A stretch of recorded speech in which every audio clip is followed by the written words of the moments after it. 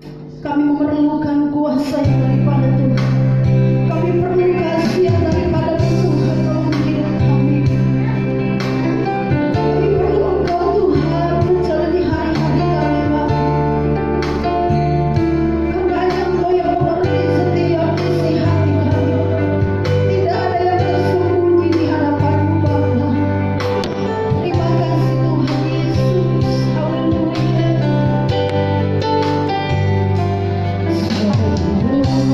Saya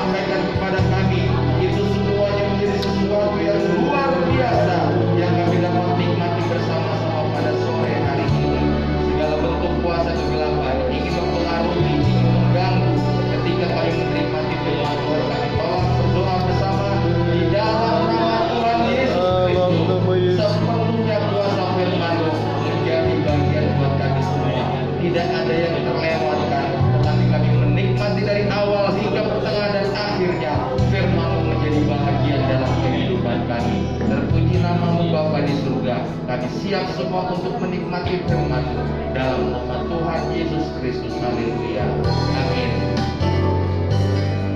Baik, puji Tuhan. Kita akan lanjut kembali kepada kebenaran firman Tuhan, kepada perlengkapan senjata Allah bagian yang ketiga. Masih di dalam Efesus pasal yang ke-6 ayatnya yang ke-14.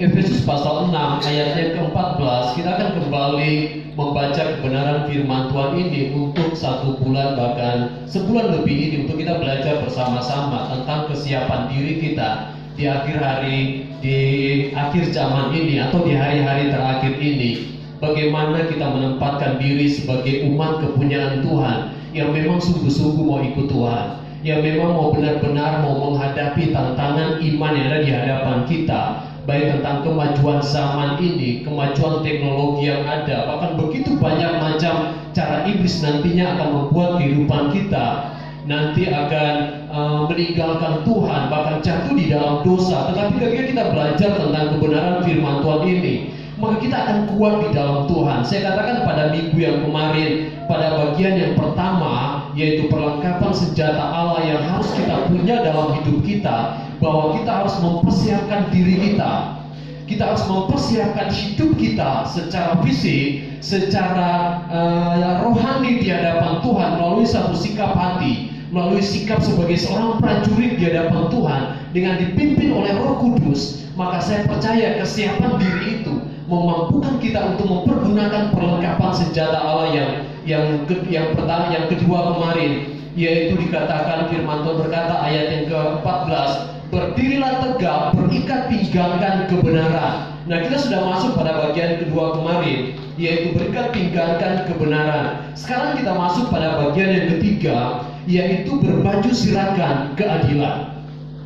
Bapak Ibu Saudara yang dikasihi oleh Tuhan, kita memahami benar bahwa baju sirah ini adalah baju yang dipakai oleh prajurit untuk melindungi dada dan punggung ketika mereka maju di medan pertempuran, baik itu yang terbuat dari baja maupun terbuat dari besi dan terbuat dari kulit, untuk menghalangi mereka baik dari panah maupun pedang ketika mereka ada di medan pertempuran. Firman Tuhan berkata bahwa berbaju sirahkan keadilan. Keadilan kita pakai sebagai satu baju kita. Baju itu berbicara tentang karakter.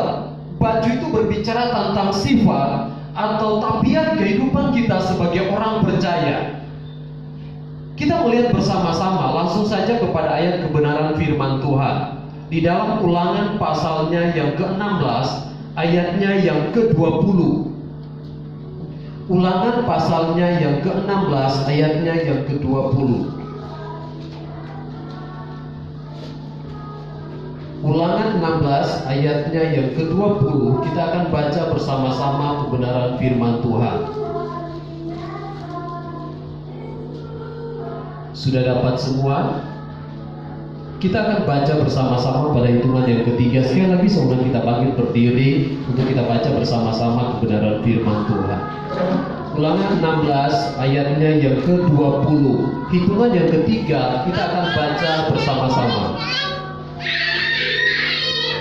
1, 2, 3. Semata-mata keadilan itulah yang harus kau kejar, supaya engkau hidup dan memiliki negeri yang diberikan kepadamu oleh Tuhan Allahmu. Satu sikap adil, firman Tuhan berkata di sini adalah sebuah perintah yang diberi oleh Allah kepada bangsa Israel untuk menuju kepada tanah yang dijanjikan oleh Tuhan. Firman Tuhan berkata di sini, itulah yang harus kau kejar. Itulah yang harus kau kejar. Keadilan adalah salah satu sikap. Kalau dikatakan dalam Kamus Besar Bahasa Indonesia, adil itu sama berat. Adil itu tidak memihak. Adil itu tidak berat sebelah. Saudara yang dikasihi oleh Tuhan, kalau kita mau mengejar keadilan, berarti kata kejar di sini bukan kita hanya sekedar berjalan atau lari-lari cepat. Kalau dikejar, berarti yang kita kejar ini dia juga sedang berada dalam satu kecepatan. perlombaan, saudara, saya katakan perlombaan iman dalam satu sikap keadilan. Di dalam dunia ini tidak akan pernah kita menemukan keadilan yang sama diberi oleh Yesus bagi saya dan saudara. Sikap adil pemberian Allah bagi kita tidak akan pernah memihak kepada siapapun juga. Tidak akan pernah berat sebelah. Entah istri kepada suami, suami kepada istri, orang tua kepada anak, anak kepada orang tua. Tidak akan pernah memihak, tidak akan pernah berat sebelah. Tetapi di sini firman Tuhan berkata balance, saudara. Dan inilah keadilan daripada Allah yang dituntut oleh Allah bagi saya dan saudara yang harus kita lakukan. Kita harus mengejar keadilan itu. Saya katakan bahwa ketika kita ada di rumah, sikap ketidakadilan itu bisa terjadi. Ketika kita ada sedang bekerja, sikap ketidakadilan itu bisa terjadi. Ketika kita ada di jalan pun, sikap ketidakadilan itu bisa terjadi. Di mana saja sikap ketidakadilan itu bisa terjadi. Tetapi sebagai orang percaya, baju kita bagian yang ketiga ini firman Tuhan berkata, yaitu memiliki sikap adil di hadapan Tuhan. Sebagai perlengkapan kita untuk melawan roh-roh penguasa di udara. Lawan kita iblis yang tidak kelihatan, tetapi pekerjaannya bisa kita lihat di depan mata kita. Banyak orang, saudara, ketidakadilan. Nanti sebentar kita akan masuk kepada bagian-bagian yang selanjutnya. Dikatakan dalam Ulangan pasal 20 ini, kejarlah keadilan itu. Saudara, untuk mengejar keadilan itu, sehingga kenapa bagian pertama kemarin kita perlu kesiapan diri, hati yang memang benar-benar murni, hati yang memang benar-benar bersih di hadapan Tuhan. Ketika kita mau bersikap adil, saya katakan tadi, entah itu di dalam keluarga, antara suami istri, antara suami kepada istri, istri kepada suami, orang tua kepada anak, anak kepada orang tua, atau kepada siapapun itu, di tempat kita bekerja, dimanapun kita pergi dan berada. Ketika kita dituntut oleh Tuhan untuk memiliki sikap adil dalam kehidupan kita, mampukah kita mengaplikasikannya sesuai dengan standar kebenaran firman Tuhan? Amin. Amin, pasti bisa. Kalau Roh Kudus sudah ada dalam hidup kita, bagian yang kedua, bagian pertama kemarin, hasil buah-buah Roh itu sudah ada dalam hidup kita, maka perlengkapan senjata Allah bagian yang ketiga ini, saya katakan otomatis mampu untuk kita lakukan. Bersikap adil itu bukan berarti saya harus memaksakan diri. Oh, saya harus adil begini. Bukan, saudara. Sikap adil yang diberi oleh Allah itu sederhana. Firman Tuhan berkata dalam ayat yang lain, lakukanlah apa yang menjadi bagian kita, dan biarkan Tuhan yang melakukan apa yang menjadi bagian Tuhan. Adapun ayat yang lain, saya sudah lupa ayatnya itu terdapat di mana. Ketika engkau ingin memberi pinjaman kepada orang lain, jangan engkau meminjam kepada orang lain, dan kau akan menyusahkan dirimu sendiri. Sikap adil yang kita miliki bukan berarti kita harus menyusahkan diri kita, kemudian untuk supaya orang lain merasa dia adil, orang lain merasa adil. Tidak, saudara. Tetapi sikap adil di sini kita akan belajar bersama-sama. Ayat yang kedua sebelum kita masuk pada pembahasan itu, Yesaya 56 ayat 1. Yesaya 56 ayatnya yang pertama.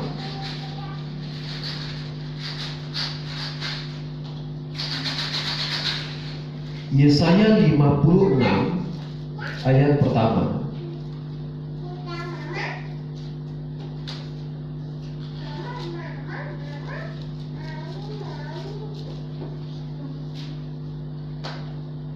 Saya baca dari perikopnya ya. Penggenapan keselamatan dan syarat-syaratnya. Keselamatan adalah bagi semua orang. Beginilah firman Tuhan. Taatilah hukum dan tegakkanlah keadilan. Sebab sebentar lagi akan datang keselamatan yang daripadaku, dan keadilanku akan dinyatakan. Dalam kitab Yesaya ini mengatakan bahwa penggenapan keselamatan, salah satu persyaratannya yang harus dimiliki oleh orang percaya, dikatakan di sini bahwa beginilah firman Tuhan, taatilah hukum, yaitu kebenaran firman Allah, dan tegakkanlah keadilan. Saudara, kenapa kita harus menaati hukum-hukum Tuhan? Kenapa keadilan ini harus ditegakkan? A, B, C, dan tidak boleh ada kompromi di sana. Karena firman Tuhan berkata, penggenapan tentang keselamatan Tuhan sudah sangat dekat. Dan Allah tidak pernah kompromi dengan yang namanya dosa sedikit, dosa besar, atau dosa sedang. Tidak, saudara. Bahkan Matius 7 ayat 21 berkata, bukan setiap orang yang berseru kepada Tuhan, Tuhan akan masuk ke dalam kerajaan Allah, melainkan mereka yang melakukan kehendak Bapa-Ku yang di surga. Menegakkan keadilan. Kenapa kata firman Tuhan di sini? Sebab sebentar lagi akan datang keselamatan yang daripadaku. Sebentar lagi ini saya katakan, hidup hari-hari ini, hidup kita ada di penghujung daripada dunia ini. Tadi tiba-tiba waktu kami lagi mau siap-siap, tiba-tiba Mei keluar dari kamar, dia tunjukin ada status dari anak pendeta di kampung, ibu gembala di Pekanbaru. Ibu gembalanya meninggal baru tadi, hari Minggu ini. Siapa yang pernah tahu tentang kapan dia mau datang? Saya pernah katakan kepada saudara, saya memberikan satu pengertian tentang hari Tuhan itu. Dia datang secara pribadi, dan dia datang secara massal nanti ketika hari penghakiman akan tiba. Ketika secara pribadi dia datang untuk berjumpa, baik membuat orang bertobat, maupun mungkin ketika nanti dia akan menjemput kita. Ketika firman Tuhan berkata, rumah kita sudah tersedia, dia akan datang dan dia akan angkat kita untuk kembali ke sana. Jadi tidak ada seorang pun yang tahu kapan masa keselamatan itu akan datang. Sehingga kenapa firman Tuhan berkata, kejarlah keadilan itu. Kalau kita hanya bersantai-santai saja, maka kita bisa kompromi dengan situasi. Kita bisa kompromi dengan keadaan yang ada. Bahkan suami istri pun bisa kompromi dalam sikap ketidakadilan ini, saudara. Orang tua bisa berkata, saya adil kepada anak-anak, tapi anak-anak bisa merasakannya. Papa boleh ngomong adil, tapi buktinya begini, papa lebih perhatian sama kakak atau sama adik atau sama A. Orang tua berkata, saya lebih, pokoknya semua adil. Bisa, saudara, terjadi. Antara kakak beradik pun bisa terjadi. Apatah lagi dengan orang yang ada di luar sana. Sehingga kebenaran firman Allah menuntut kehidupan kita, kejarlah keadilan itu, sebab keselamatan yang daripada Tuhan sudah dekat. Salah satu perlengkapan kita, kesiapan kita untuk menghadapi tantangan iman di akhir zaman ini, yaitu kita harus siap dengan memiliki satu sikap adil kepada siapapun juga. Mau hamba Tuhan, kalaupun dia salah, saya katakan kepada Pak Jatmiko, ada yang salah bukan berarti dari kursi di bawah langsung tunjuk, Pak Pendeta salah bukan. Ada tempatnya, beritahukan, kayaknya Pak Gembala salah. Tidak jadi masalah. Mau beritahukan kesalahan, mungkin ada kekeliruan, tidak jadi masalah. Supaya apa? Kita ada di jalan yang benar, kita ada di jalan yang baik. Saudara, siapapun yang salah, beritahukan mungkin secara empat mata. Kalau itu salah, maka diluruskan. Kalau sudah tidak bisa diluruskan dengan empat mata, maka harus dipanggil beberapa orang, kata kebenaran firman Tuhan, untuk menyidang dia, supaya dia tahu apakah itu salah dan itu benar atau tidak. Saudara yang dikasihi oleh Tuhan, kita lihat di sini bahwa sikap keadilan adalah satu perintah dari Allah bagi saya dan saudara yang harus kita lakukan sebagai orang percaya yang mau menerima anugerah keselamatan itu, yang mau memperoleh keselamatan itu ketika dia datang nanti pada kali yang kedua itu, entahkah secara pribadi, entahkah nanti saudara masih mau pengen hidup 1000 tahun lagi ketika dia datang secara massal menjadi hakim bagi umat manusia. Tentu kita akan pilih bagian yang pertama, saudara. Dia datang secara pribadi. Kalau memang SK kita sudah selesai, ya mau pulang ya monggo, silakan Tuhan Yesus. Mau datang ambil saya kapan pun waktunya. Saya sudah pernah sampaikan kepada saudara. Pernah saudara kejadian waktu kami sementara kuliah, hari minggunya saya khotbah tentang kesiapan diri untuk menanti kedatangan Tuhan secara pribadi. Saya dipuji, saya diizinkan oleh Tuhan.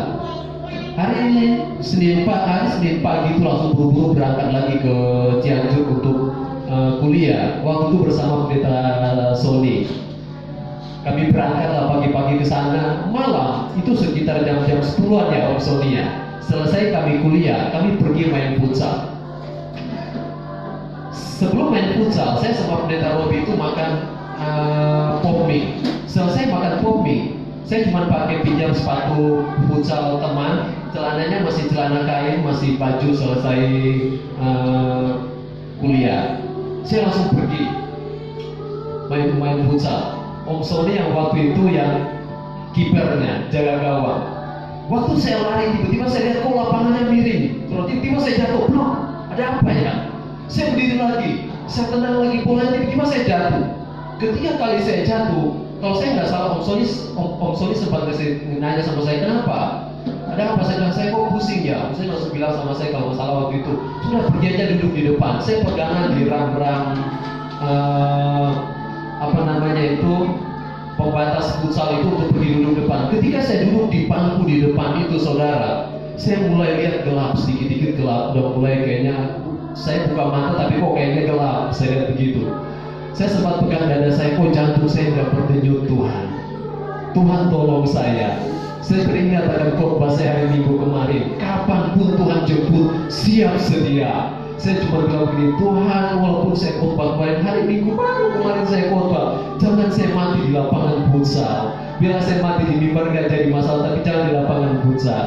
Saudara, ternyata masih nego juga dengan Tuhan, saudara. Memang saudara, kita memperkatakannya sangat mudah, tetapi kita mau belajar mempersiapkan diri, saudara. Di situ saya diingatkan oleh Tuhan, apakah kamu sudah benar-benar siap? Saudara, ketika saya diingatkan seperti itu, bukan deg-degan saudara, karena memang gak terasa lagi jantung saya. Tiba-tiba saudara, saya udah dipijit pundaknya, saya udah dibuatin teh, nggak tahu tehnya dari mana, pokoknya udah ada di situ suruh minum. Saudara, saya tinggal dipopong untuk bawa ke mobil, saya sampai di asrama, saudara, saya kemudian tidur.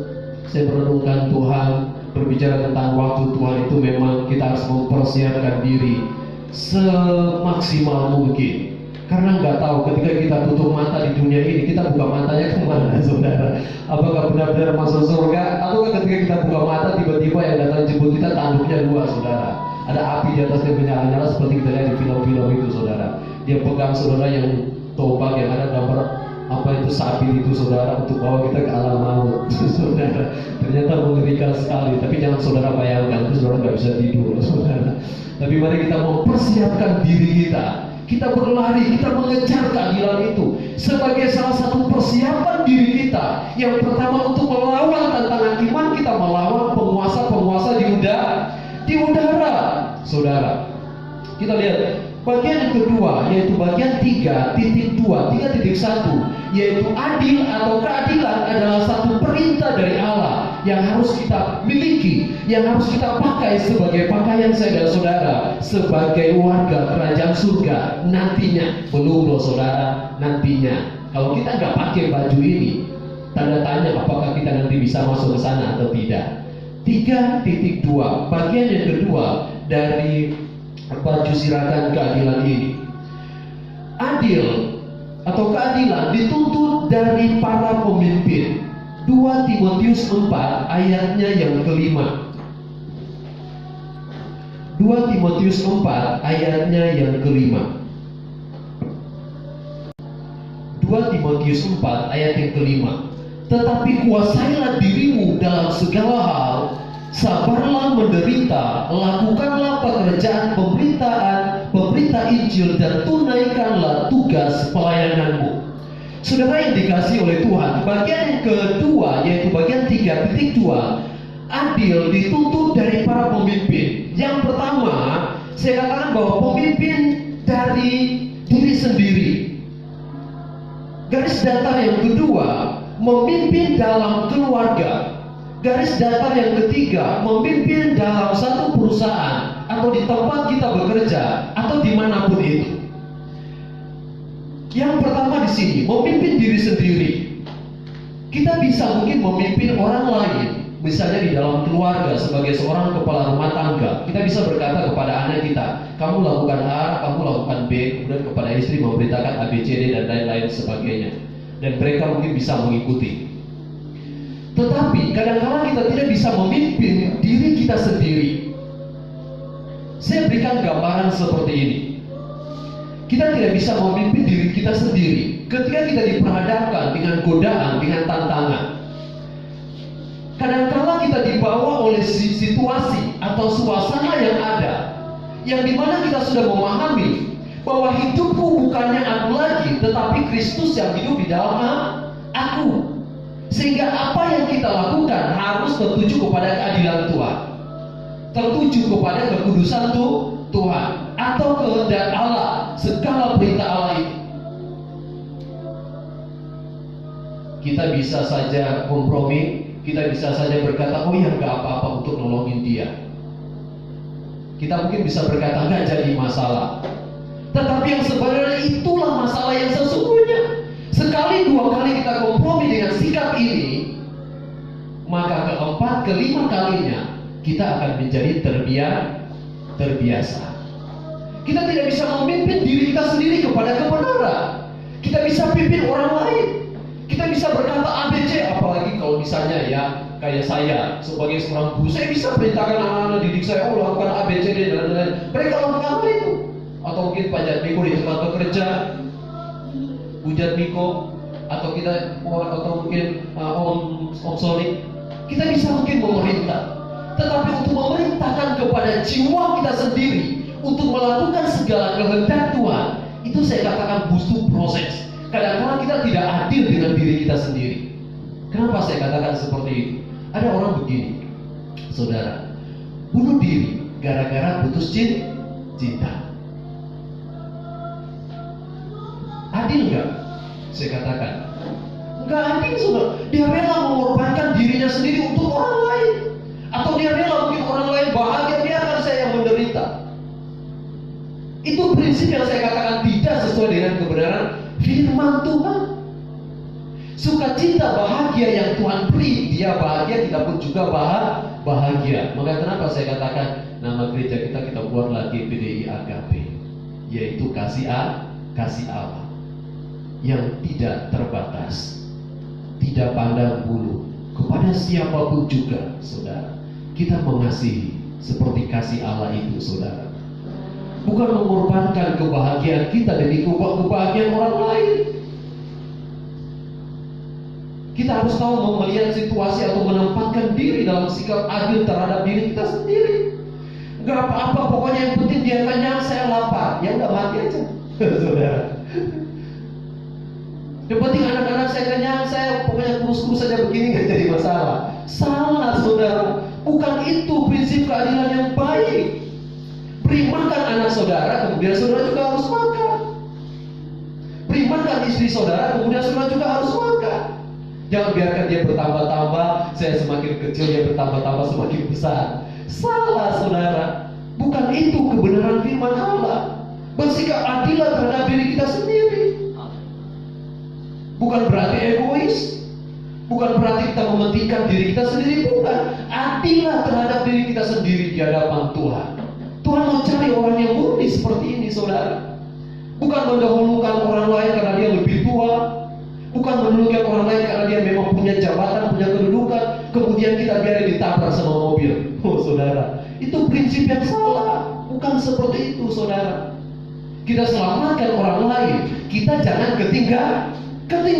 Apa kata kebenaran firman Tuhan di sini yang sudah kita baca, 2 Timotius 4 ayat yang kelima ini. Tetapi kuasailah dirimu dalam segala hal, sabarlah menderita, lakukanlah pekerjaan pemberita Injil, dan tunaikanlah tugas pelayananmu. Ayat yang lain berkata, supaya ketika aku memberitakan Injil damai sejahtera, aku sendiri pun tidak ketinggalan, saudara. Menguasai diri. Kita harus mampu menguasai diri kita. Ketika kita mampu menguasai diri kita dalam segala hal, sabar menderita, lakukan pekerjaan pemberita Injil, dan tunaikanlah tugas pelayanan kita. Tugas kita, saudara. Yang bagian pertamanya saya katakan memimpin diri kita sendiri. Memang agak susah-susah sulit. Sehingga saya katakan pada minggu kemarin, bagaimana kita bisa mengenali diri kita yang sebenarnya. Ketika saudara sedang marah-marah, coba rekam. Setelah itu saudara putar lagi. Oh, ternyata saya kalau marah-marah begini ya, saudara. Pasti saudara tahu, oh ternyata nada suara saya itu begini ya. Atau saudara videoin. Lebih lengkap lagi, saudara, bukan cuma rekam doang. Saudara bisa lihat, oh ternyata saya kalau marah ternyata begini ya. Oh, saya ternyata kalau garang ternyata begini ya. Kita bisa mengenali diri kita sendiri, sehingga kita mampu menguasai diri kita sendiri. energi dengan satu keadaan yang cuma sebentar doang berlalu, kemudian kita yang teraniaya, saudara. 1 Petrus 4 ayat 7. Coba kita buka 1 Petrus 4 ayat yang ke-7.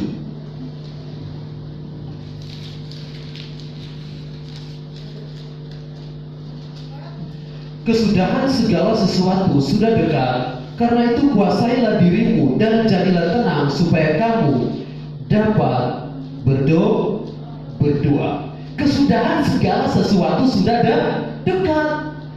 Apa maksud kebenaran firman Tuhan ini? Bahwa segala sesuatu yang dalam kolong langit ini akan segera binasa.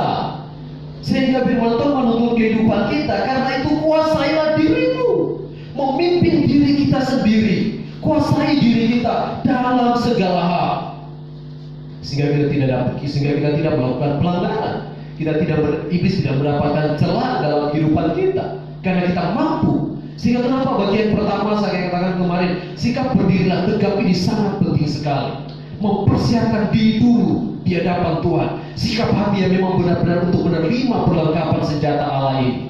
Kalau hati kita nggak siap, bagaimana kita mau pakai berikat pinggangan kebenaran? Bagaimana kita bisa berbaju sirahkan keadilan? Gak bisa, saudara. Kita nggak bisa pakai sikap adil ini.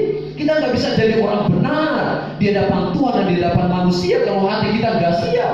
Kalau kita tidak mempersiapkan diri kita. Sehingga firman Allah menuntut kehidupan kita. Kalau hari-hari ini adalah hari-hari yang penuh dengan kejahatan, mari kita berlomba kejar itu keadilan.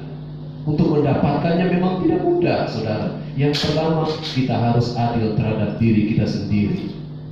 Boleh, seperti saya katakan pada waktu yang kemarin sama sekali Anas, kalau masih bisa bantu orang tua, bantu. Tapi kalau tidak bisa, belum waktunya, jangan memaksakan diri. Ada waktunya. Segala sesuatu ada waktunya, saudara. Harus dikerjakan dengan baik, dengan sungguh-sungguh. Jangan seperti saya katakan tadi, demi kebahagiaan orang lain kita yang menderita, saudara. Allah tidak menginginkan hal itu. Bukan itu prinsip berkat Tuhan. Bukan itu prinsip damai sejahtera Tuhan yang Tuhan mau beri bagi kita. Kita menderita kemudian orang lain yang sukacita atas kita. Bukan seperti itu, saudara. Tapi Tuhan ingin kita juga selalu penuh dengan sukacita. Amin. Kita pun juga selalu menaikkan ucapan syukur. Kalau tiap hari kita cuma hidup dalam pergumulan, punya pokok doa, tolong Tuhan doakan A, B, C, D. Kapan kita mau bersyukur sama Tuhan? Kapan kita mau kasih lihat wajah yang ceria sama Tuhan? Kapan kita mau bersukacita di hadapan Tuhan? Oh, saya mau jadi seorang berdoa, saya pokok tiap hari nangis terus berdoa, punya pokok doa A, B, C, D dan sampai. Boleh saja, saudara. Tapi saudara juga harus memperhatikan diri saudara sendiri. Pernah ingat kejadian pernah di Jakarta yang terjadi? Ada seorang wanita berpuasa 40 hari 40 malam menunggu keajaiban Tuhan untuk datang. Ternyata Yesus nggak datang, saudara. Yang datang polisi. Kenapa polisi datang? Sudah busuk mati, saudara. Tuhan nggak datang, polisi yang datang. Menyia-nyiakan hidup, saudara. Dia mau praktikin mungkin iman sebesar biji sesawi itu. Dia nggak tahu konteks pembacaan firman Tuhan itu, latar belakangnya seperti apa baru keluar iman sebesar biji sesawi itu. Jadi jangan konyol, saudara. Beriman, punya iman itu ya iman yang sesuai dengan standar kebenaran firman Tuhan. Kalau kita nggak benar, kita mau berkata saya mau beriman, layakkan dulu hidup kita di hadapan Tuhan, baru berkata saya punya iman sebesar biji sesawi, saya mampu pindahkan gunung. Tapi kalau kita hidup di dalam dosa, kemudian kita mau belajar mempraktek-praktekin iman, tunggu dulu, saudara, bertobatlah, sebab kerajaan Allah sudah dekat. Banyak, saudara, dalam gereja, wah haleluya puji Tuhan, bahasa roh. Sampai di rumah, bahasa kebun binatang pun juga keluar, saudara. Banyak seperti itu, banyak. Jadi kita mau praktekin hidup kita yang nyata. Hidup kita secara pribadi, pimpin dulu diri kita, saudara. Ketika kita mampu memimpin diri kita, kita punya penguasaan diri. Kenapa saya selalu kadang-kadang bercakap-cakap dengan ibu gembala? Kami saling memberi masukan, ada yang salah, ada yang kurang, kami saling melengkapi. Walaupun ada waktunya kadang-kadang ketika nada suara saya lebih tinggi dari ibu gembala, kemudian ibu gembala lebih tinggi dari saya, itu tidak jadi masalah untuk perbaikan rumah tangga. Ada yang salah, ada yang perlu diperbaiki bersama-sama. Saudara, penting sekali memimpin diri kita sendiri untuk sesuai dengan kebenaran firman Tuhan. Kalau kita mampu memimpin diri kita sendiri, saya percaya pimpinan kita, baik di perusahaan tempat kita bekerja, dimanapun kita berada, bersih dan murni di hadapan Tuhan. Tidak ada embel-embelnya, tidak ada motivasi yang salah, saudara. Tapi kalau kita tidak mampu memimpin diri kita memimpin orang lain di luar sana, maka saya katakan pimpinan kita itu pasti ujungnya nggak baik. Kenapa? Ketika kita melakukan sesuatu pekerjaan, pasti ada satu keinginan kita di balik satu pekerjaannya dia. Ketika dia melakukan segala sesuatu, kita pasti punya satu tujuan di balik sebuah pekerjaan itu. Mungkin saudara yang bekerja mungkin di tempat yang umum atau di mana, saudara mengalami hal itu. Dan itu sudah pasti. Orang pasti akan memperhitungkan kepentingan dirinya sendiri dulu, baru orang lain. Itu sudah pasti, saudara. Tapi ketika kita kembali kepada kebenaran firman Tuhan, biarlah roh penguasaan diri. Karena bagian kedua kemarin, bagian pertama, roh Tuhan itu sudah ada dalam kehidupan kita. Amin. Dan karakter kita adalah karakter Tuhan yang lahir dari buah-buah Roh Kudus. 9 buah roh itu sudah melekat ada dalam kehidupan kita. Sudah firman Tuhan katakan kemarin, berikan, pinggangkan kebenaran itu, selalu terikat dalam kehidupan kita. Sekarang dipakaikan sebagai baju, berbicara tentang sifat karakter kita yang harus kita miliki dalam kehidupan saya dan saudara. Yang kedua, memimpin dalam keluarga. Sikap adil. Kolose 3 ayat 18. Memimpin dalam keluarga. Hai istri-istri, tunduklah kepada suamimu sebagaimana seharusnya di dalam Tuhan. Hai suami-suami, kasihilah istrimu dan janganlah berlaku kasar terhadap dia. Hai anak-anak, taatilah orang tuamu dalam segala hal, karena itulah yang indah di dalam Tuhan. Hai bapak-bapak, janganlah sakiti hati anakmu, supaya jangan tawar hatinya. Hai hamba-hamba, taatilah Tuhanmu yang di dunia ini dalam segala hal. Jangan hanya di hadapan mereka saja untuk menyenangkan mereka, melainkan dengan tulus hati karena takut akan Tuhan. Apapun juga yang kamu perbuat, perbuatlah dengan segenap hatimu seperti untuk Tuhan dan bukan untuk manusia. Kamu tahu bahwa dari Tuhanlah kamu akan menerima bagian yang ditentukan bagimu sebagai upah. Kristus adalah Tuhan dan kamu hambanya. Barang siapa berbuat kesalahan, ia akan menanggung kesalahannya itu. Dan karena Tuhan tidak memandang orang. Adil di dalam keluarga. Memimpin yang pertama kepada diri sendiri. Yang kedua, memimpin di dalam keluarga. Baik suami, baik istri, baik anak-anak, maupun dia hamba. Dia harus tahu statusnya. Sehingga kenapa pengenalan memimpin diri sendiri bagian pertama, yaitu 3.2 ini yang saya taruh bagian pertama, kepada diri kita sendiri. Kalau kita sudah bisa kepada diri kita sendiri, maka di dalam keluarga pun juga itu pasti akan terjadi. Firman Tuhan katakan, saya bacakan sekali lagi. Hai istri-istri, tunduklah kepada suamimu sebagaimana seharusnya di dalam Tuhan. Tunduk kepada suami sebagaimana ketunduk kepada Tuhan. Kalau karakternya sudah bukan lagi karakter Tuhan, mau tunduk enggak? Doain supaya karakternya berubah. Demikian juga suami kepada istri. Hai suami-suami, kasihilah istrimu dan janganlah berlaku kasar terhadap dia. Dikit-dikit omelin, dikit-dikit jewer, dikit-dikit cubit. Ada sini suka cubit istrinya yang udah menikah. Saya sih nggak pernah, cuma dicolek, ditikin doang. Bercanda, saudara. Hai anak-anak, taatilah orang tuamu dalam segala hal, karena itulah yang indah di dalam Tuhan. Hai bapak-bapak, janganlah sakiti hati anakmu supaya jangan tawar hatinya. Hai hamba-hamba, taatilah Tuhanmu yang di dunia ini dalam segala hal. Jangan hanya di hadapan mereka saja untuk menyenangkan mereka, melainkan dengan tulus hati karena takut akan Tuhan. Jadi dasar semuanya itu adalah takut akan Tuhan, saudara. Memimpin harus adil semuanya. Istri harus tunduk sama suami sebagai sikap adilnya. Suami harus mengasihi istrinya. Anak-anak harus menghormati orang tua. Amin, anak-anak. Gak ada suara. Amin, Joshua. Sekali dikasih tahu langsung dipikir. Amin. Oh, aminnya senyum semeringa. Kayaknya masih tanda tanya itu.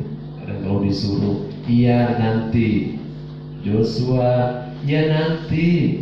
Ketiga kali, bukan dipanggil lagi, sapunya melayang. Loh, baru dia berdiri. Didikan, saudara. Untuk supaya apa? Bersikap adil. Kita tidak membiarkan ketika anak kita salah. Oh ya nggak apa-apa, nulis-nulis kepalanya. Saudara nggak adil di dalam Tuhan. Dorang tahu kebenaran, dorang tidak melakukannya. Dorang tidak adil di hadapan Tuhan. Demikian juga dengan istri. Demikian juga dengan seorang hamba tentang kebenaran firman Tuhan. Lakukan semuanya dengan sikap dasar kebenaran firman Tuhan karena mengasihi Tuhan. Semuanya harus adil. Tidak boleh ada yang tidak adil, saudara. Yang ketiga, memimpin dalam perusahaan atau usaha. Yosua 1 ayatnya yang ke-6. Yosua 1 ayat 6.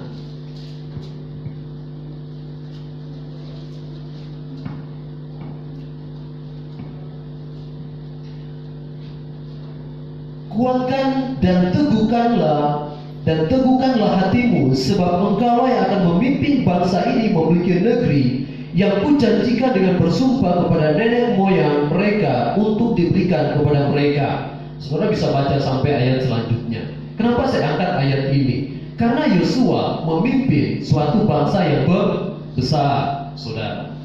Dia harus punya sikap yang adil. Dia harus berdiri di atas dasar kebenaran firman Tuhan. Kenapa dia dipilih oleh Tuhan? Karena memang sudah ada dalam dirinya. Dia berpegang teguh kepada kebenaran firman Tuhan. Dia melakukan sesuai apa yang diperintahkan oleh Tuhan. Dia adil kepada dirinya sendiri, kepada Tuhan. Dan Tuhan tahu dia pasti juga adil kepada orang lain. Sehingga dia diberi kepercayaan oleh Tuhan. Memimpin satu bangsa yang besar. Saudara, dia mampu merobohkan tembok Yeriko, merebut tanah Kanaan. Kenapa, saudara? Karena memang dia punya karakter Tuhan ini ada dalam kehidupannya. Kita masuk pada bagian yang ketiga. 3.3. Sikap adil. Kapan dan di mana kita harus bersikap adil? Nah, ini saudara menjadi pertanyaannya. Kita harus bisa mengetahuinya. Kapan dan di mana kita bisa berbuat adil? Ya, di mana saja boleh. Tapi coba kita lihat dasar standar firman Tuhannya seperti apa, saudara. Kapan dan di mana kita harus bersikap adil? Ulangan 16. Ulangan 16 ayat 18-19. Ulangan pasal yang ke-16 ayat 18-19.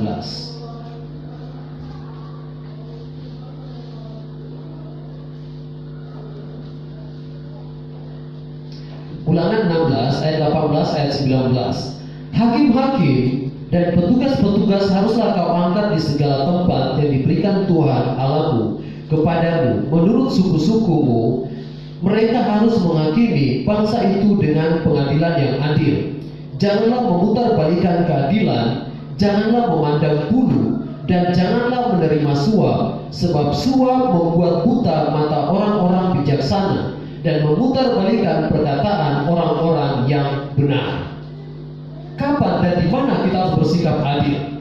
Yang pertama, dalam mengambil sebuah keputusan. Dalam membuat satu keputusan, kita harus bersikap adil. Baik kepada diri kita sendiri, baik kepada keluarga, baik kepada orang lain maupun di halayak ramai atau di tempat kita bekerja dimanapun itu. Firman Tuhan berkata, dalam mengambil satu keputusan tidak boleh berhak sebelah. Tidak boleh, oh si ini lebih ganteng maka saya memihak kepada dia. Oh si ini lebih cantik kemudian saya memihak kepada dia. Tidak. Dalam mengambil satu keputusan tidak boleh kompromi dengan ketidakadilan. Tidak boleh menerima suap kata kebenaran firman Tuhan. Karena kita akan menentukan hari depan suatu keputusan yang kita ambil. Ketika kita salah membuat keputusan hari ini, kita bisa mencelakakan orang lain. Ketika kita salah membuat satu keputusan hari ini, kita bisa membuat orang lain masuk ke dalam neraka. Sehingga penting sekali firman Tuhan berkata dalam mengambil satu keputusan, berikanlah satu keputusan yang sesuai dengan kebenaran firman Tuhan, yang seadil-adilnya. Janganlah memutar balikan keadilan. Jangan memandang bulu. Saudara, jangan memutar balikan keadilan. Kita lihat sekarang, orang bisa yang salah jadi benar, yang benar jadi salah. Banyak terjadi di sekitar kita, saudara. Melihat orang lain dengan melihat memandang bulu. Jangan menerima suap, sebab suap membuat buta mata orang-orang bijaksana dan memutarbalikkan perkataan orang-orang benar. Di mana? Kapan kita harus berbuat adil? Yang pertama, dalam membuat satu keputusan. Dunia di luar sana, orang dunia membuat satu keputusan, pasti yang pertama untuk diri mereka sendiri. Apalagi dalam persaingan perusahaan, persaingan di tempat bekerja dan lain-lain sebagainya, saudara. Pasti, itu sudah pasti. Sehingga pada waktu beberapa hari kemarin saya bercakap-cakap di satu rumah teman pendeta yang mengadakan ucapan syukur, dan Om Sony juga sempat hadir di sana. Ketika Om Sony sudah pulang, kemudian saya bercakap-cakap dengan beberapa orang hamba Tuhan tentang anggaran dasar, karena waktu itu tertinggal ada satu anggaran dasar di meja dan diambil salah seorang hamba Tuhan dan dia berkata, inilah anggaran dasar kita. Saya katakan begini, itulah anggaran dasar kita yang perlu kita revisi, yang perlu kita perbaiki untuk kedepannya lebih baik lagi. Yang seperti apa tuh contohnya? Misalnya saya katakan dalam mengangkat seorang pimpinan, baik di majelis pusat maupun jajarannya, majelis daerah dan jajarannya, kemudian majelis wilayah dan jajarannya. Kenapa harus dirombak kata seorang hamba Tuhan? Karena kebanyakan dalam suatu pemilihan, ketika kepalanya naik, otomatis bed friend-nya juga naik. Bukan dipilih orang yang benar-benar punya kompeten di sana. Mereka dipilih, oh karena kamu teman saya, udah kamu deh jadi sekretaris saya. Oh kamu deh pokoknya jadi A, B, C, D dan lain-lain sebagainya. Dan ketika terpilih selesai dilantik nggak bisa kerja. Nah loh. Sehingga apa? Perusahaan atau sebuah organisasi stuck sampai di sana. Salah milih orang.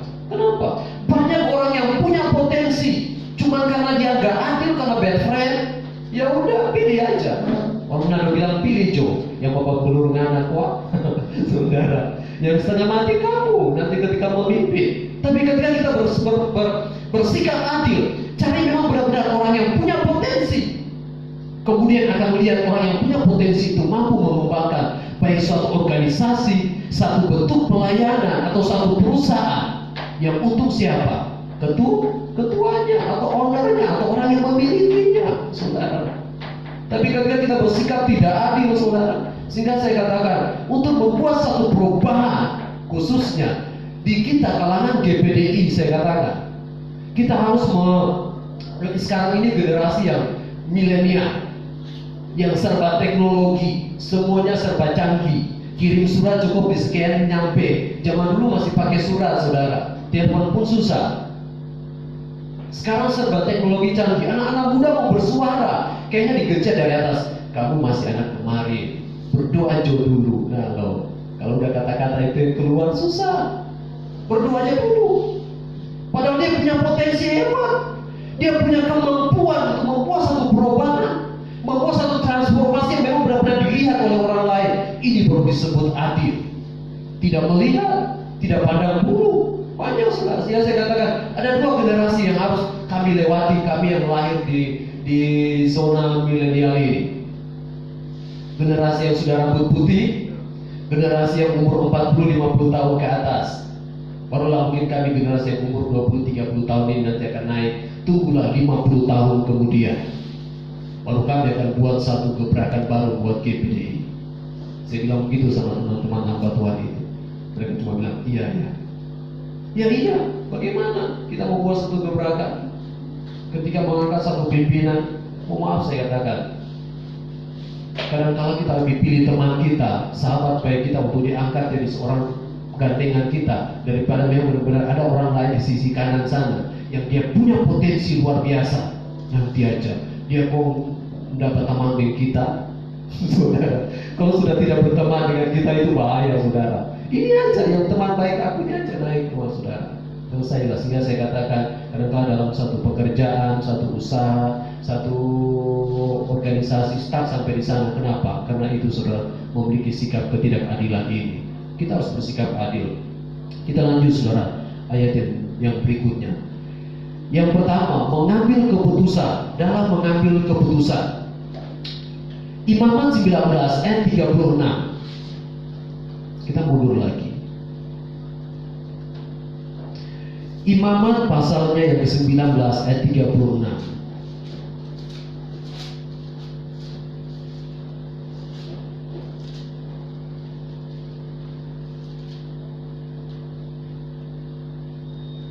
Dan ayat 35. Imamat 19 ayat 35 dan 36 sampai 37. Imamat 19 ayat 35 sampai 37. Janganlah kamu berbuat curang dalam peradilan mengenai ukuran, timbangan, dan sukatan. Neraca yang betul, batu timbangan yang betul, eva yang betul, dan hin yang betul haruslah kau pakai. Akulah Tuhan Allahmu yang membawa kamu keluar dari tanah Mesir. Demikianlah kamu harus berpegang pada ketetapanku dan segala peraturanku serta melakukan semuanya itu. Akulah Tuhan. Di mana kita menempatkan sikap adil yang selanjutnya, yaitu di dalam bidang jual beli, dalam di mana kita membeli dan di mana kita membayar. Jangan pernah dikatakan di sini Saya baca sekali lagi. Janganlah kamu berbuat curang dalam peradilan mengenai ukuran. Saudara, ukuran gak boleh lebih, gak boleh kurang. Kalau kita bersikap adil ya ukuran 1 kilo ya 1 kilo.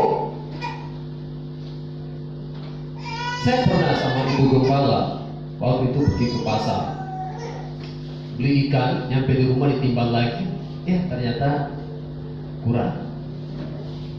Bisa, ternyata saya baru tahu waktu saya beli timbangan. Waktu itu kami juga jualan ikan, beli freezer, jual ikan waktu itu. Cuma nggak terus, karena ketika ada yang datang beli ke rumah, ada teman datang ke rumah, dia pulang bawaannya 1 bungkus buat kamu. Akhirnya tekor. Ada yang datang, ini buat kamu, saudara. Karena kenapa? Murah hati banget. Itu namanya nggak adil, saudara. Modalnya nggak balik, kitanya akhirnya freezernya jual. Saya baru tahu ternyata timbangannya itu bisa diputar. Ditimbang, ternyata dia tetap 1 kilo, tapi di bawah itu bisa diputar di setel, saudara. Oh, ternyata begitu. Ya. Tapi saya tahu hujat Niko kalau jualan tidak akan curang dalam timbangan rasanya. Ya, ini bukan kebetulan firman Tuhan untuk mengajar kita, mendidik kita untuk bersikap adil. Berbuat curang dalam peradilan mengenai ukuran, timbangan dan sukatan, neraca yang betul, batu timbangan yang betul, eva yang betul, dan hin yang betul haruslah kamu pakai. Akulah Tuhan. Jadi ini adalah satu perintah Tuhan. Bersikap adil dalam suatu sikap itu dikatakan sini jual beli. Misalnya kayak Om Sony, ketika bayar uang mobil, kadang-kala bukan cuma Om Sony ya, kadang kita juga naik angkot. Kadang-kala yang cuma harga 2.000 tiba-tiba, oh ya segitu harganya, nggak dibalikin lagi. Tapi kalau Om Sony beda lagi. Kemarin sudah lihat rantingnya di Gojek, wah bintang 5 semua.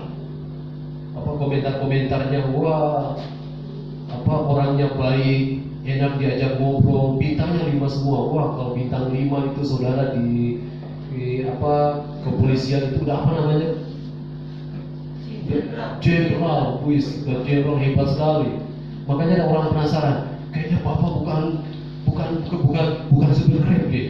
Mulai tanya dari A, B, C, ini kesaksian sambil ditulis sampai jauh-jauh. Akhirnya Om Sony ngomong, kamu benar-benar pengen tahu siapa saya? Tunjukin KTP. Abang pendeta. Sorry, kalau duduk-duduk. Ya itu saudara, karakter seorang hamba Tuhan. Mungkin di luar sana banyak, mungkin supir yang mungkin dibalikin 100.000, mungkin cuma bayar 75, dia langsung kebut mobilnya, dibawa sisanya. Saudara, Om Sony enggak, mungkin 2 peser pun dibalikin. Saudara, sampai saya pernah ke rumah lihat tabungannya itu yang plastik itu. Ada kali 15 kilo buah kue semua isinya tabungan. Berat sekali katanya tabungan Yosua sama Kaleb ya. Bisa dibawa ke dealer itu sama Om Manis beli motor 1 biji.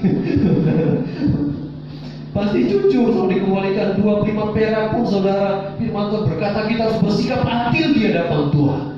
Itulah saudara. Bagian yang ketiga, Amsal pasal 29 ayat 14.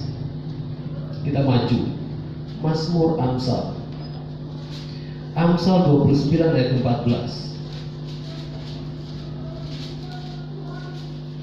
Amsal 29 ayat yang ke-14.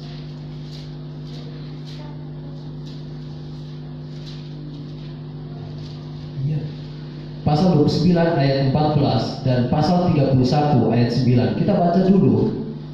Pasal 29 ayat 14. Raja yang menghakimi orang lemah dengan adil, tatanya tetap kokoh untuk selama-lamanya. 31 ayat 9. Kita baca lagi 1 ayat 9.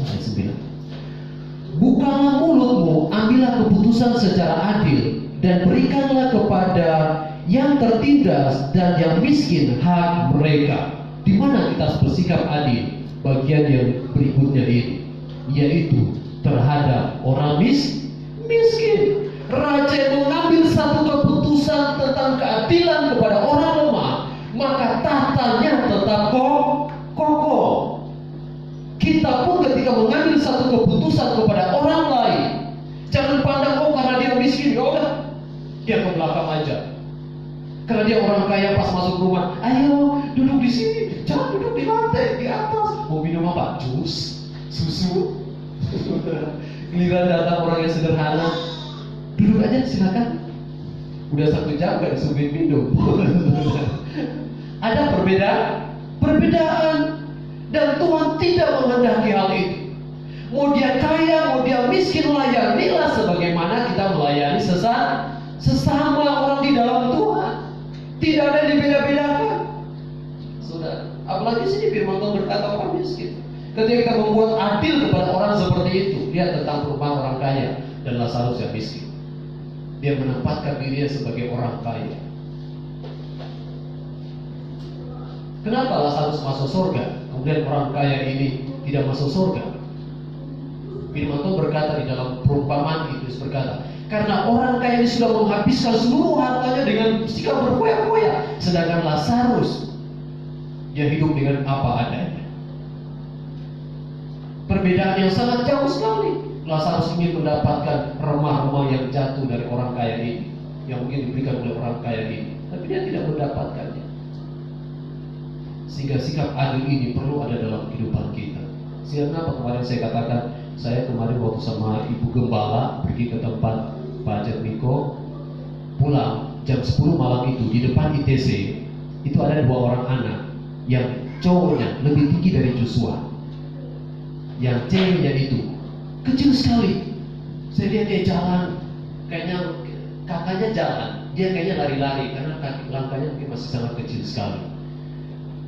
Dia lewat di pinggir saya begini, saya langsung, Tuhan, saya ingat Joshua sama Catherine di rumah. Hujan-hujan saudara, dia pakai jas hujan, nggak pakai sendal, bajunya itu, celananya itu udah basah, sambil pegang gendongan karung. Dia ambil botol-botol sampah itu, dia masukin ke dalam karungnya. Selesai Ibu Gembala beli bubur, kemudian saya bilang begini ketika Ibu Gembala keluar, masih ada sisa duitmu, kasih buat anak-anak di depan itu, karena dia sudah jalan ke depan ini. Ketika saya sudah hidupin motor, saya pergi sama istri, kemudian istri berhenti. Dia tanya, kalian mau kemana? Kok nggak pakai sendal jauh-jauh begini? Iya, lagi mulung. Rumahnya di mana? Di Bojong. Wow, jauh banget dia jalan kaki dari ITC. Istri saya di Bogor tanya, kalian pulang naik apa? Kalau karung saya nggak penuh, saya jalan kaki. Wah, jalan kaki. Dia bawa adiknya kecil yang mungkin masih umur 4-3 tahun itu, saudara. Masih sangat kecil, saya nggak tahu apakah dia bisa ngomong. Kalau ketika diajak ngomong, dia nggak ngomong. Yang ngomong itu kakaknya. Udah kedinginan, saudara. Saya langsung, Tuhan, kok ada orang tua yang tega seperti ini? Biarin anak masih kecil begitu, nyari uang, nggak pakai sendal. Istri saya tadinya mau ngasih cuma 10.000. Akhirnya dia bilang, gak apa-apa, dia kasih 20.000. Akhirnya setelah dikasih, istri saya mikir, aduh, takut nanti ada orang yang dia nanti dipalak lagi anak gua itu kecil-kecil itu, saudara. Kayaknya kasihan banget. Dia pulang harus jalan kaki ke Jonggol. Istri saya tanya, dia ke Bojong. Kok jadi Jonggol? Coba ke Jonggol. Bojong sama Jonggol beda-beda itu sih ya. Iya. Ke Bojong. Ditanya, mamanya mana? Mama di rumah. Dia bilang gitu. Ngapain di rumah? Jaga adik. Ada 4 lagi. Wah, ternyata ada 2 tambah 4 berarti 6, saudara. Yang kakak aja masih umur segitu, gimana adiknya, saudara? Mungkin yang satunya masih W, yang satunya belum bisa ngomong sama sekali, saudara. Belum bisa, W juga belum bisa, saudara. Baik, ada 4 lagi. Yang kedua itu masih kecil sekali. Mungkin segede Catherine ini, saudara. Dia pernah dibungkusin sama jas hujan yang ada 10.000 pinggir jalan itu. Ketika dia bilang masih ada adiknya 4 di rumah, dalam hati selalu berkata, oh pantas. Bapaknya di mana? Jualan kopi di Pemda untuk menghidupi anak 4, anak 6, istri 1. Gak tahu mungkin ada lagi yang lain, saudara.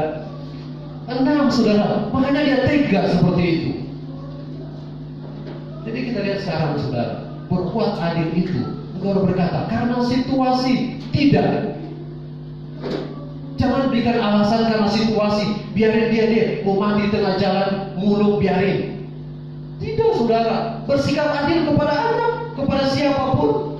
Oh, saya miskin, saya begini. Banyak saudara kemarin waktu cerita sama Niko ya, yang si Bayu mau kasih uang sama anak itu, akhirnya nggak jadi. Ternyata bapaknya kekar.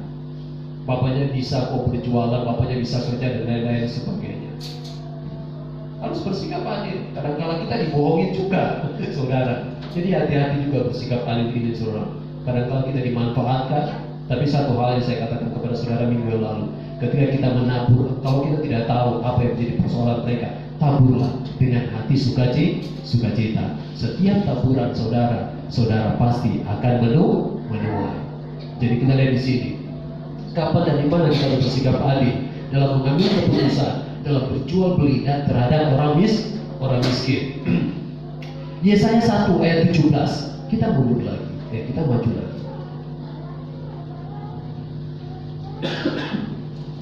Yesaya pasal 1 ayat yang ke-17. Sikap adil yang berikutnya.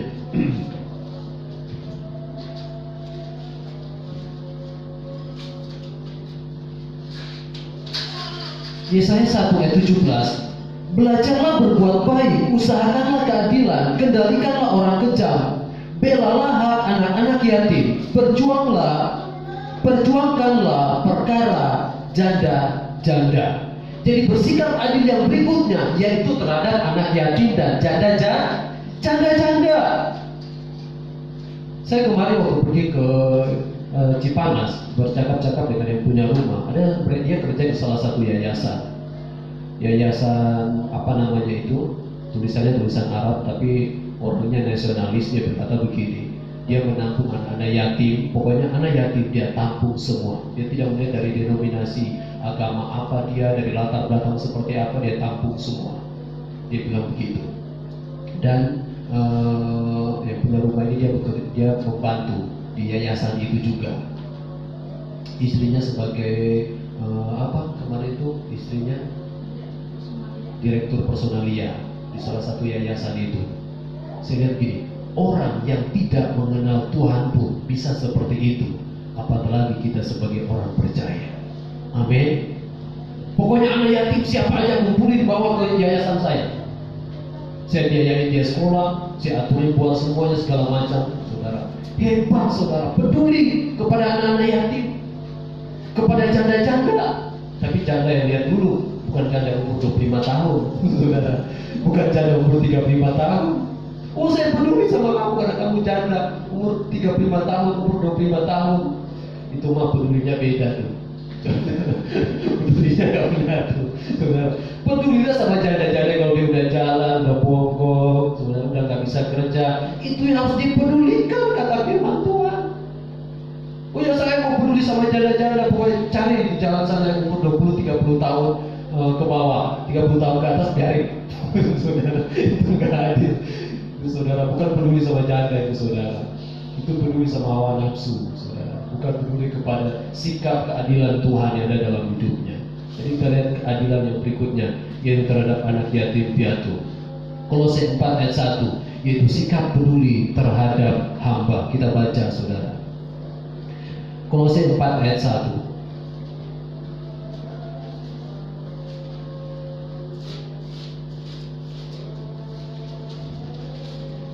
Kolose pasal 4 ayat yang pertama. Hai tuan-tuan, berlakulah adil dan jujur terhadap hamba-Mu. Ingatlah kamu juga mempunyai Tuhan di surga. Jadi sikap adil.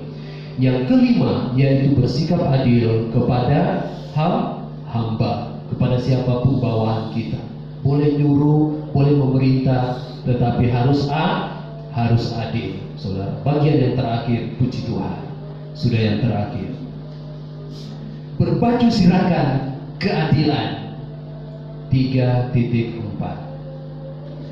Yang harus kita lakukan mulai detik hari ini adalah Matius 5 ayat 8. Mazmur 5 maksud saya. Mazmur 5 ayat 8. Ini ayat-ayat yang terakhir. Ayat keempat dari ayat terakhir, berarti masih panjang saudara. Tadi udah ada yang tarik nafas, puji Tuhan, sudah mau selesai. Ternyata masih ada 5 ayat lagi. Mazmur 5 ayat 8. Kita baca sama-sama. Mazmur pasal 5 ayat 8. 1, 2, 3. Tetapi aku berkat kasih setiamu yang besar, aku akan masuk ke dalam rumahmu, sujud menyembah ke arah bait-Mu yang kudus dengan takut akan Engkau.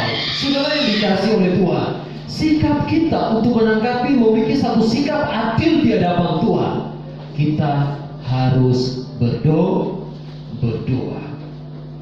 Harus berdoa. Tetapi aku berkat kasih setiamu yang besar, aku akan masuk ke dalam rumahmu, sujud menyembah ke arah bait-Mu yang kudus dengan takut akan Engkau.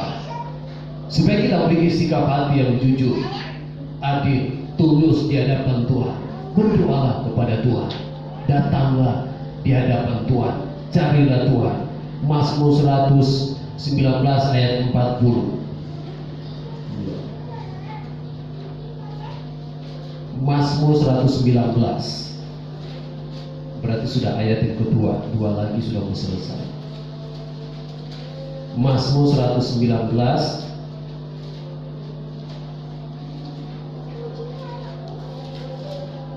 ayatnya yang ke-40.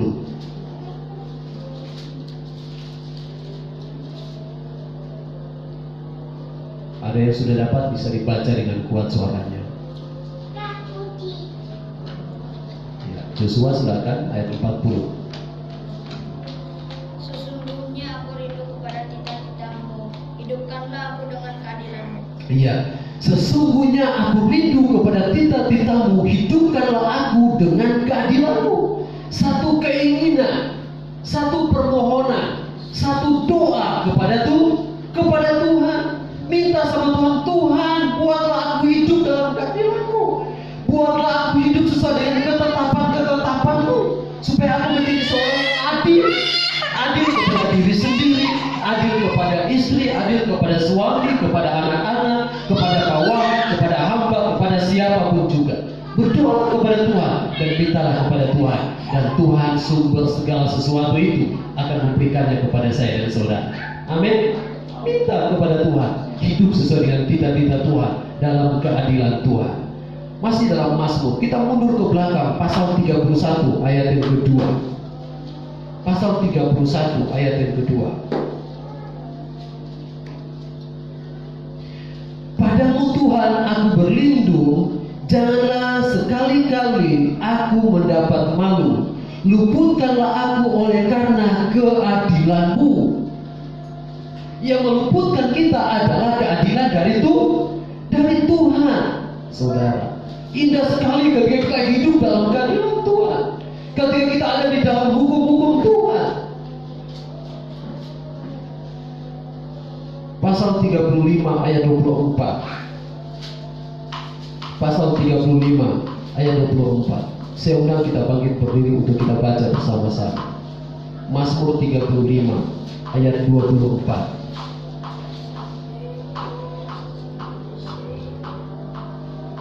Mazmur 35 ayat 24. 1, 2, 3. Hakimilah aku sesuai dengan keadilan-Mu, ya Tuhan Allahku, supaya mereka jangan bersukacita atasku. Tetap bangkit berdiri. Kita siapkan hati kita untuk menerima perjamuan kudus. Kita mau nyanyikan satu pujian, darahnya amat kuasa. Kita mau siapkan hati kita untuk menerima perjamuan kudus Tuhan.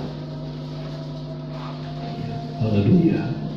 Di hadapan kita ada perjamuan kudus Tuhan. Kita siapkan hati kita. Firman Tuhan datang sudah memberikan kekuatan baru bagi saya dan saudara untuk kita berbaju serahkan keadilan. Sikap adil yang harus melekat dalam pribadi kita. Sikap adil yang harus tumbuh dalam setiap kehidupan kita dimanapun kita pergi dan kita berada. Haleluya, haleluya. Kita mau nyanyikan pujian, darahnya amat kuasa. Kita mau siapkan hati kita. Di hadapan kita ada perjamuan kudus Tuhan. Kita buka hati kita. Kita mau memandang kepada salib Kristus.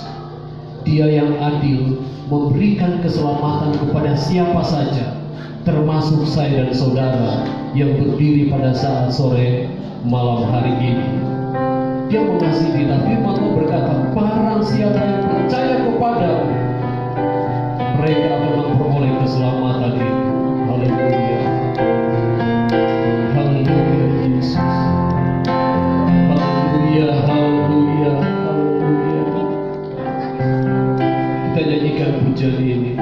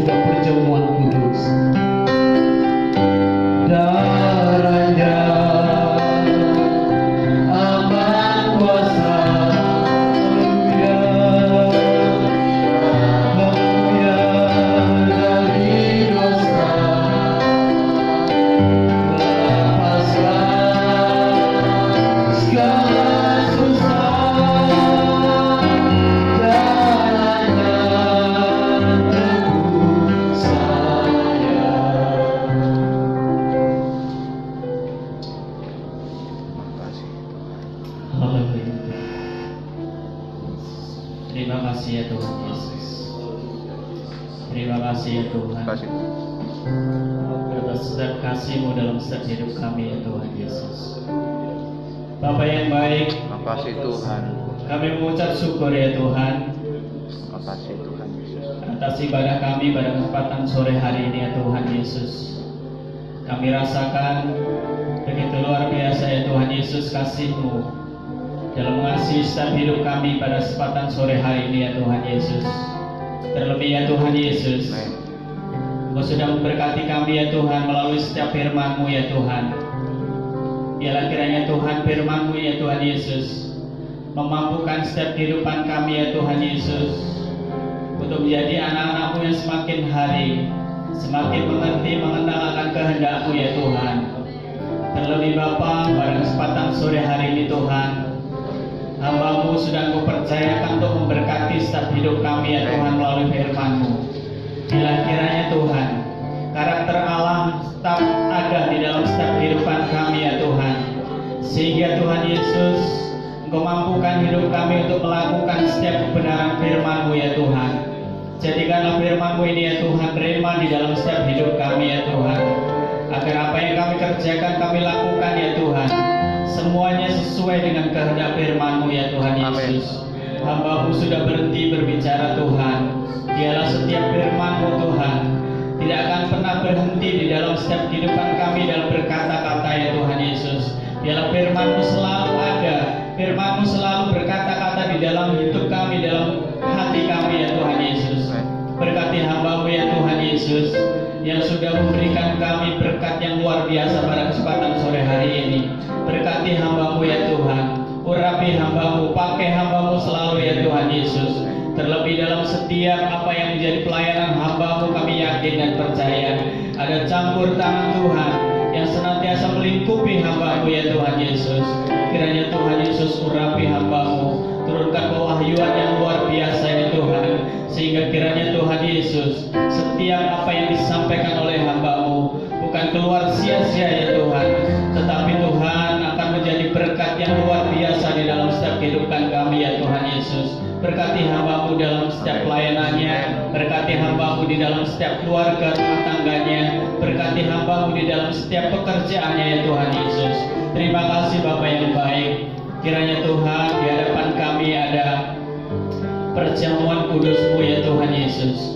Sebelum kami menerimanya Tuhan, kiranya Tuhan Yesus Kau ampuni setiap kehidupan kami ya Tuhan. Apa yang menjadi kesalahan kami, yang kami sengaja ataupun yang tidak kami sengaja Tuhan, kiranya Tuhan Kau ampuni kami, Kau layakkan kami untuk menerima perjamuan kudus-Mu ya Tuhan Yesus.